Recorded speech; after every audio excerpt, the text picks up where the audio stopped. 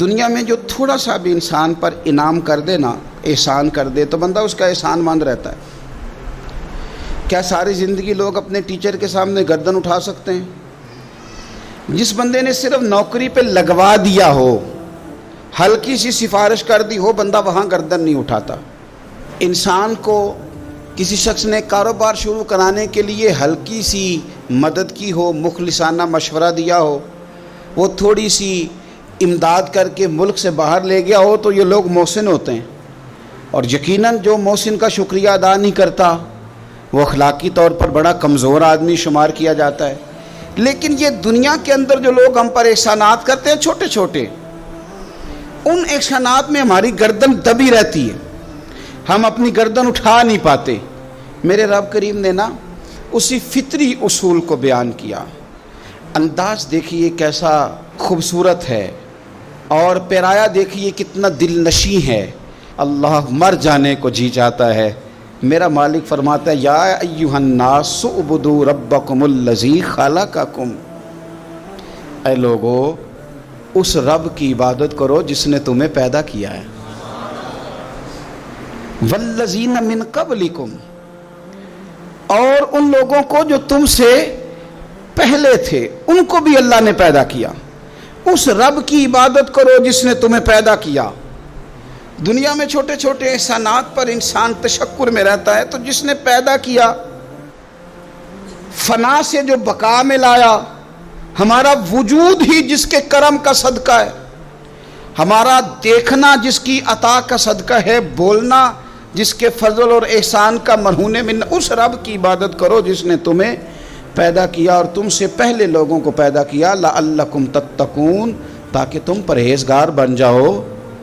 عبادت کا نفع بھی تمہیں ہی ہوگا، کرو گے تو پرہیزگار بن جاؤ گے، تقوی ملے گا۔ اور فرمایا الذی جعل لکم الارض فراشا والسماء بناء وانزل من السماء ماء، فرمایا وہ جس نے تمہیں پیدا کیا۔ پھر اگلی جو بات ہے وہ کمال ہے، صرف پیدا کر کے چھوڑ نہیں دیا۔ الذی جعل لکم الارض فراشا، پھر اس نے تمہارے لیے زمین کو فرش بنایا، والسماء بناء، اور آسمان کو چھت بنایا۔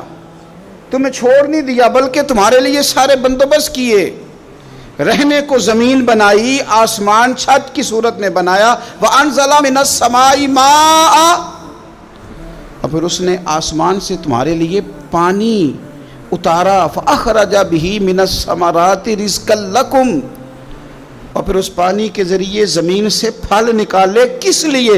رزقا لکم، تمہارے کھانے کے لیے۔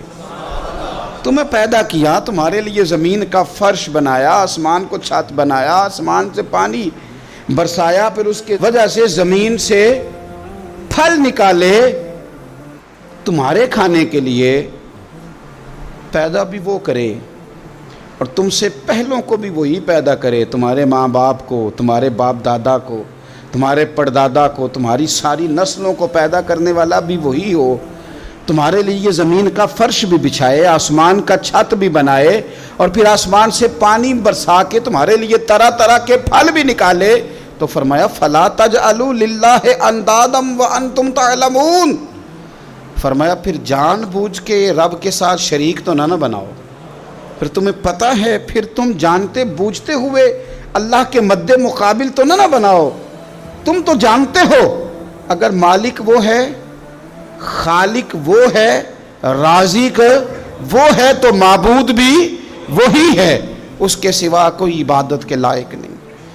کوئی ایسا نہیں کہ پھر جس کے سامنے سر سجدے میں رکھا جائے، پھر کوئی ایسا نہیں جس کے لیے انسان اپنی پیشانی اور ناک زمین پہ رکھ کے کہے کہ سبحان ربی الاعلیٰ، پھر وہی ہے جس کے لیے انسان جھک کے کہے کہ سبحان ربی العظیم، پھر وہی ہے جس کے لیے انسان تسبیح پڑھے، پھر وہی ہے جس کی مالا جپے، پھر اسی مالک کو منائے، پھر اسی کے لیے آنسو بہائے، اسی کے لیے جیے، اسی کے لیے مرے، اسی کے لیے صبح قیامت اٹھے، اسی کا نام زبان پہ رہے، اسی کی تسبیح ہو، اسی کی ذکر ہو، اسی کی یاد ہو، اسی کا ہر وقت انسان کو تصور ہو۔